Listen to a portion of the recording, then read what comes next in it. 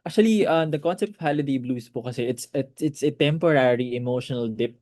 Okay, for example po from the vacation mode that we do have right now, okay, we do start transitioning from a rest mode to work mode. And again, we can consider that as an holiday blues. Yung holiday blues po kasi we do have feel of irritability minsan, sadness, and minsan yung miss mo yung family members mo, especially for those individuals po staying in Manila, for example, tas galing sila sa probinsya, the holiday blues connected to the emotional po. Minsan, they feel empty after the holiday seasons. Kaya po, nagkakaroon ng symptoms din po for some people of depression, for some people, and even stress.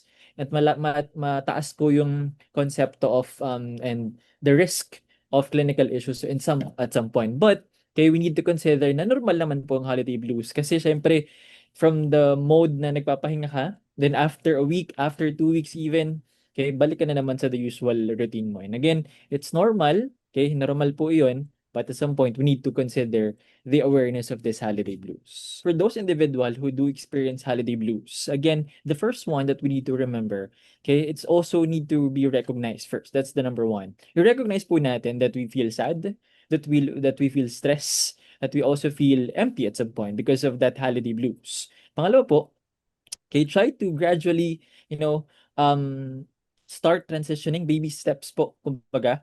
Because the fact that you start minimally, okay, from transitioning, hindi po yung bigla. Kasi for some people, gusto nila after the rest mode, the vacation mode, balik agad talaga on the usual. Mahirap po yun. Okay, try to start gradually, transitioning. For example, for example, kung if you just want to check the email first, do it.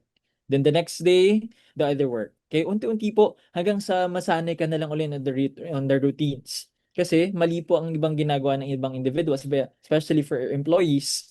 Okay, pagpasok, talagang back on the usual routine and ang nangyayari, it results to exhaustions, burnouts mostly. Kaya po maganda, okay, when after the holidays, kaya po iba ginagawa, even during the holidays, just start minimally working unti-unti po, na unti-unti nila yung trabaho para pagdating po sa pagdating po sa site, for example, sa office, hindi sila yung parang, ano naman gagawin ko, yung nabibigla sila. And it's a good practice po.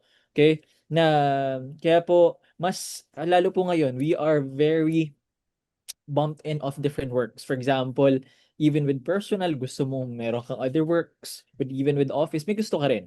And how can you achieve it? It's more on management po, time management even.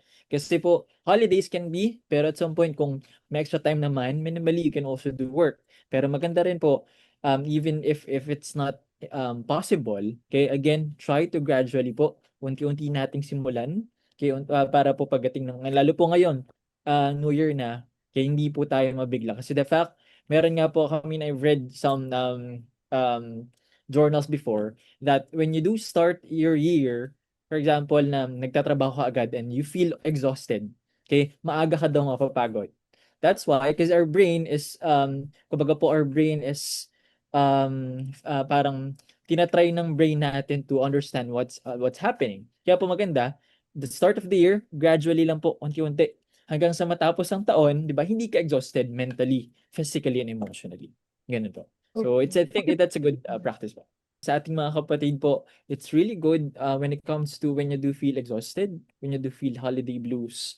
Okay? Start to recognize and also, even we're working, okay, try to always prioritize our own mental health. Importante po na even our work is physically needed. Kaya importante rin po na sinasabay natin ang importansya po ng mental health. Because the fact that you balance both mental health and also your physical health, ang ganda po ng results when it comes to your work. There's a possibility na through this, okay, mas magiging maganda yung resulta of your output sa trabaho and even with your family members, even with your relationships, sa mga partners nyo po, and even with personal life.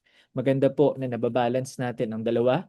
Okay? Kasi if we don't recognize our own mental health, anong nangyari po sa physical health natin, we become exhausted. Kaya dapat po, we know that we need to balance both our own mental health and also our physical health.